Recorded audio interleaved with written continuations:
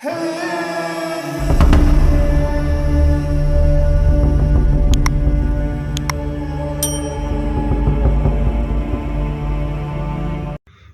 salli ala Sayyidina Muhammad wa ala ali Sayyidina Muhammad. Assalamualaikum, apa khabar semua? Hari ni aku nak share video tentang cara aku nak tukar water pump Saga, Proton Saga BLM aku ni 1.3. Benda pertama yang kita kena buat adalah kita kena buka timing bell lah. Tapi aku rasa aku tak perlulah nak tunjukkan macam mana cara nak buka timing bell. Sebab aku dah ada video tu, siapa-siapa nak tengok bolehlah tengok. Aku ada video cara-cara buka timing bell part 1 dan part 2 dalam list video aku. So korang boleh tengok kat situ lah. So aku akan sambung video ni bila aku dah sampai ke untuk buka water pump dah. So aku dah settle semua buka timing bell ni. Okay, timing bell ni aku dah buka So dia punya puli dia semua pun aku dah buka So ni water pump nya. Ni water pump nya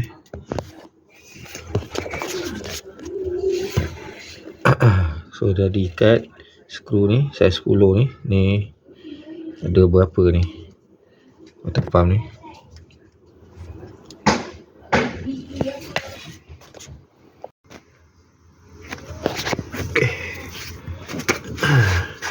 Ni water pump nya. Ni skru dia. Dan ni skru dia lagi. Sini. Atas tu. Banyak skru dia. Kalau kita tengok dekat water pump baru tu, kita nampak lah baru banyak dia punya skru dia. Okey. Ni barang-barang yang aku beli ni. Timing bell set ni. Guido dengan water pump ni. Dalam dia ada gasket dia dengan water pump.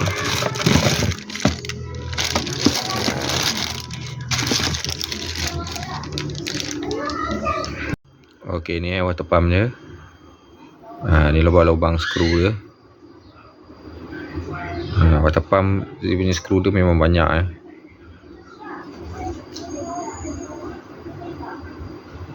Ada logo JMB depan ni. Belakang dia macam ni.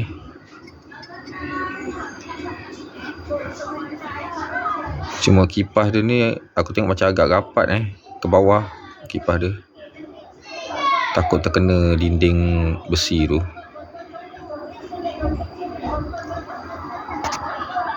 Dia macam rapat tapi taklah kena. Takut kalau lama-lama nanti dia boleh kena apa kan. InsyaAllah tak kot.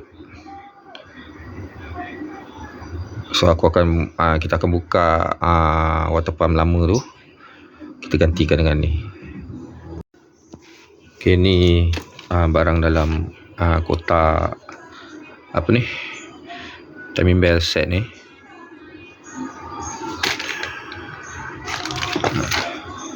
Aku pegang okey dia punya material dia.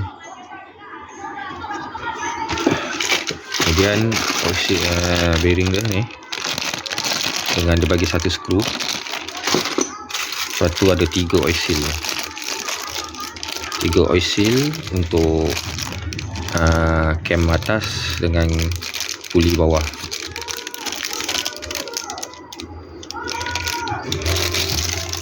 Ini 100 lebih ni. 130 lebih kurang siap post. Yang ini dalam 58 ada silap aku.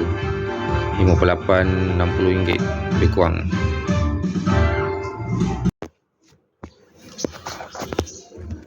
Okey, dekat atas ni ada 3 skru 1 2 3 1 2 3 saiz 10 ni 3 ni kita buka. Yang nampak daripada atas lah. Ini buka daripada bawah tak rasanya. Ni buka daripada bawah rasanya. Ni 3 ni kita buka daripada atas.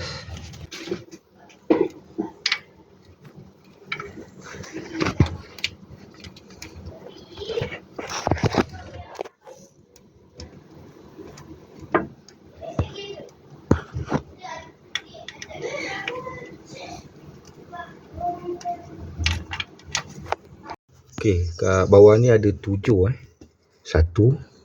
2, 3, ada 4, 5, 6, 7. Nampak 7.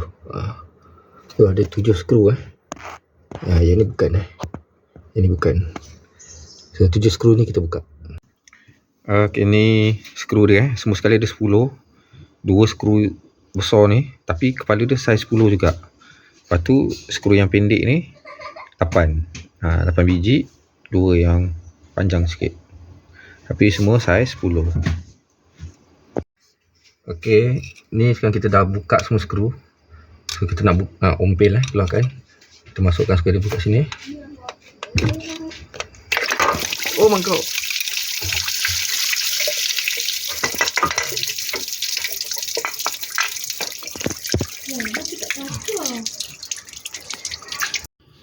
Ini water pump lama yang kita dah keluarkan.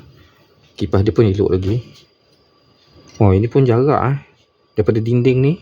Kipas dia daripada dinding ni jarak yang baru tu dia agak rapat juga. Aku pun risau kita nak try adjust kipas dia tu. Kita congkel bagi dia ke atas sikit ke. Lepas tu ni aku pakai aku rasa dah 4 tahun aku pakai water pump ni. Brand BTKK. Ni nampak ni brand ni, BTKK. Tahan brand ni. Cuma dia dah berbunyi ni bila dah 4 tahun. Dengar.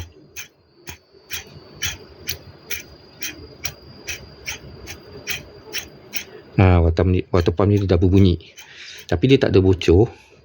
Ni patutnya dia ada bocor kat sini, tapi dia tak ada bocor. Dah 4 tahun pakai. Dia tak ada bocor. Lepas tu kipas dia pun elok lagi. Dia sikit-sikit karat. Mungkin sebab aku pakai coolant sebab aku pakai coolant sepanjang masa. Sebab tu dia jaga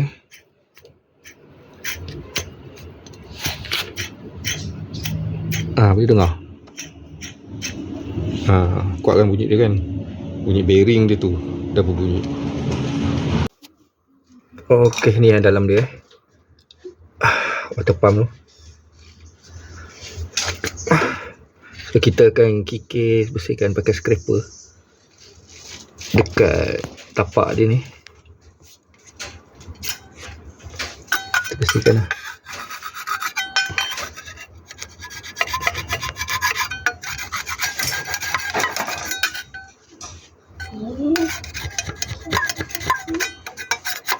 Kita bersihkan semua ni keliling dia. Dah bersih baru kita boleh pasang yang baru. Aku gosok sikit pakai kertas pasir. Kertas pasir ni aku guna saiz 800. Saiz 800. Gosok je santai-santai. Nak bagi bersih permukaan tapak dia ni. Kan aku dah kikis tadi. Lepas tu nak bersihkan pakai ni pula. Sekejap lagi kita lap. Dah siap gosok, kita lap bersih. Kita tengok hasil dia.